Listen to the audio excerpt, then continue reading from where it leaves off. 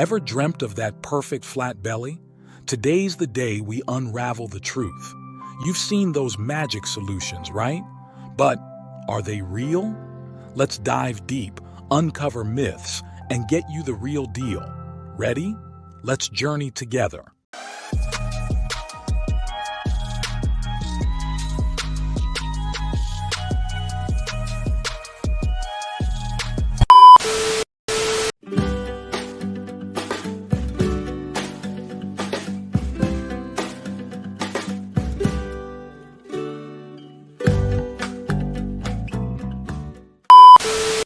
Hey Fitbuzz Nation! Have you ever wondered how to truly get that flat belly you've always dreamed of? Well, today's your lucky day. In this video, we're diving deep into the world of belly fat and how to conquer it. Now, I know you've seen those videos that promise a flat stomach with just one drink or pill. Sounds too good to be true, right? Well, it might be. We're going to break down the myths and give you the real scoop. Did you know there's more than one type of belly fat? And guess what? Crunches alone won't do the trick. But don't worry, we've got the answers you're looking for. From understanding your body's muscles to the role of diet and exercise, we've got you covered.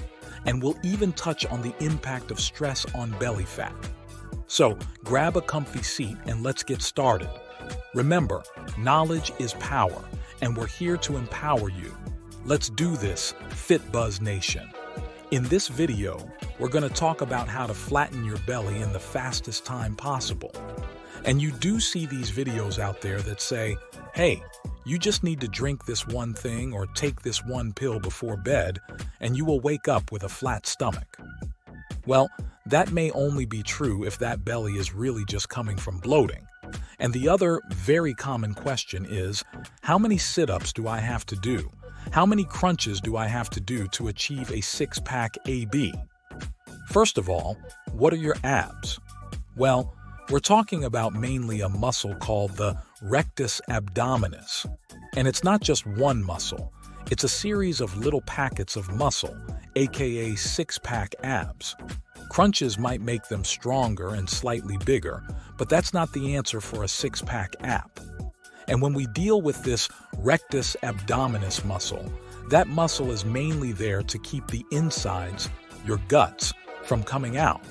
It's there to stabilize your torso, or what they called the core, which is your entire midsection, not just your front part, but your back as well. So, if you're going to do crunches and you just really focus on that all the time, and you don't at the same time balance it by working out your back muscles, you're going to develop either poor posture or back pain. So, crunches are good as long as you balance them out with other types of things. But don't expect to flatten your stomach by doing crunches. That's not the right thing to do. I mean, you want to do some, but it's not the thing that's going to make the big difference. And there's two different types of fat related to your midsection. You have the superficial fat, which is called the subcutaneous. It's right below the skin. And then you have the deeper, visceral fat.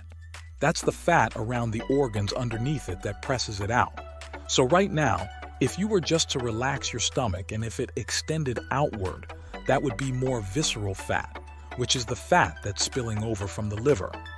Now, the superficial fat can be best addressed with diet and a certain type of exercise, which basically is aerobic or long walks or hikes. At the same time, I also recommend you do high-intensity interval training because that's going to stimulate certain hormones like growth hormone and another fat-burning hormone called glucagon, and also another fat-burning hormone called testosterone. These are fat-burning hormones. Those are triggered by the intensity of exercise. But now, the visceral fat is mainly dealt with through your diet. Exercise is important, but diet is way more important to get rid of the visceral fat. Because that visceral fat is mainly coming from too much insulin because you're eating too many carbs. You're eating in excess, and that's just ending up with extra fat around the liver, and then it spills off around the abdominal area.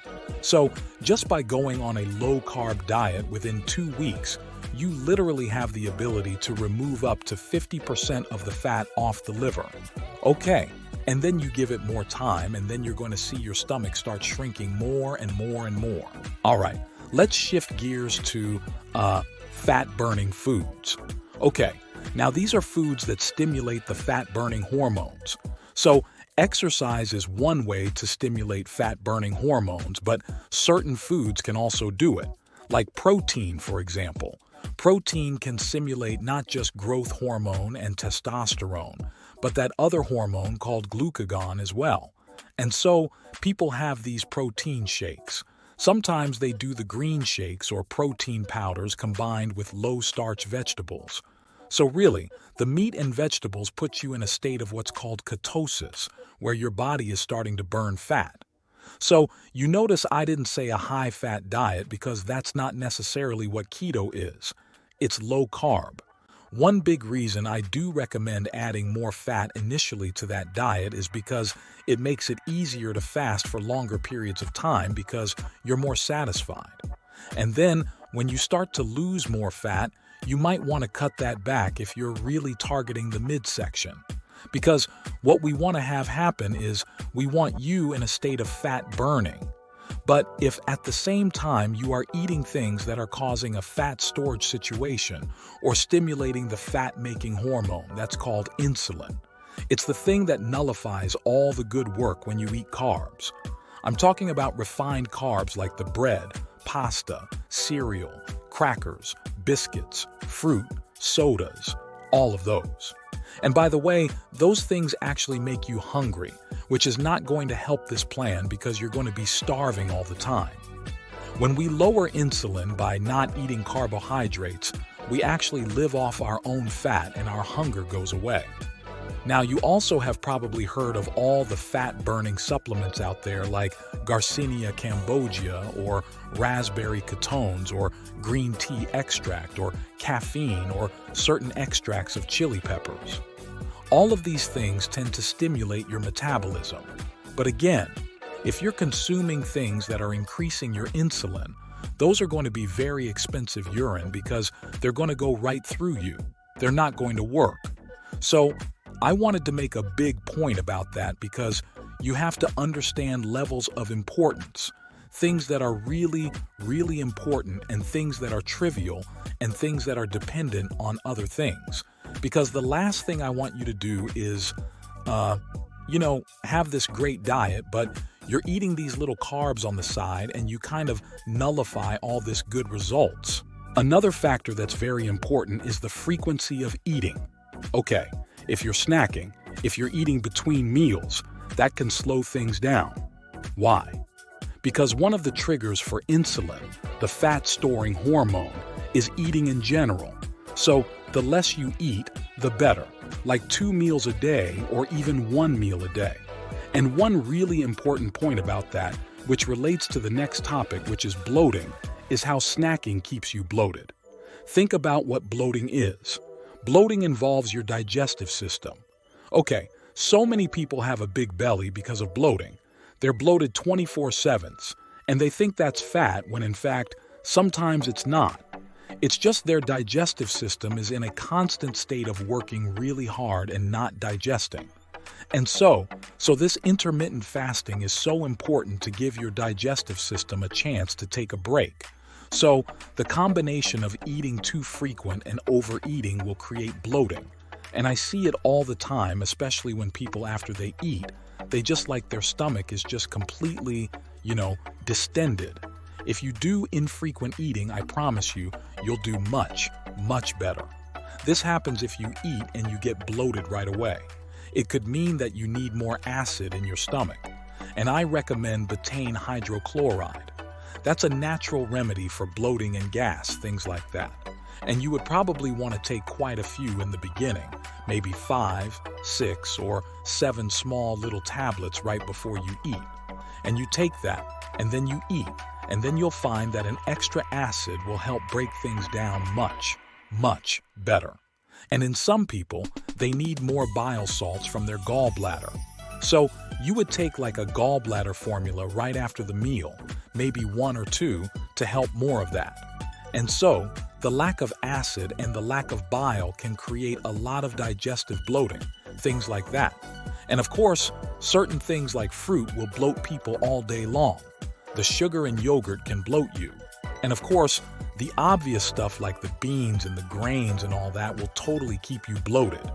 And even when someone gets on a ketogenic diet and they have these little snacks with almond flour and sugar alcohols like xylitol, erythritol, oh, it's low sugar. But they put all these sugar alcohols that will just bloat the heck out of you. And then also these new functional fibers like tapioca fiber or soluble corn fiber, boy, that will just bloat you. And these so-called clean, healthy, plant-based green shakes or protein shakes, you look at the ingredients, there's like millions of things in there. All these fruits, all these different fibers. Well, you drink that. You're just going to be bloated, walk around, just feel distended. Not good if you're trying to have a flat stomach. And that relates to if you have IBS or some type of inflammatory condition in your gut, and you're doing salads and you're doing nuts and things like that, you probably want to go on the carnivore for a while. Because if you have bloating, you're not going to be able to digest these things. And all it's going to do, it's going to ferment in the wrong place. It's going to ferment in your small intestine when it should ferment in the large intestine. And fermentation is basically where the microbes are eating up the sugars in it. The last thing I'm going to mention, and that is stress. Cortisol. Cortisol is a stress hormone that will literally not only cause bloating, but also the stress basically turns things into more sugar, and then that causes more fat.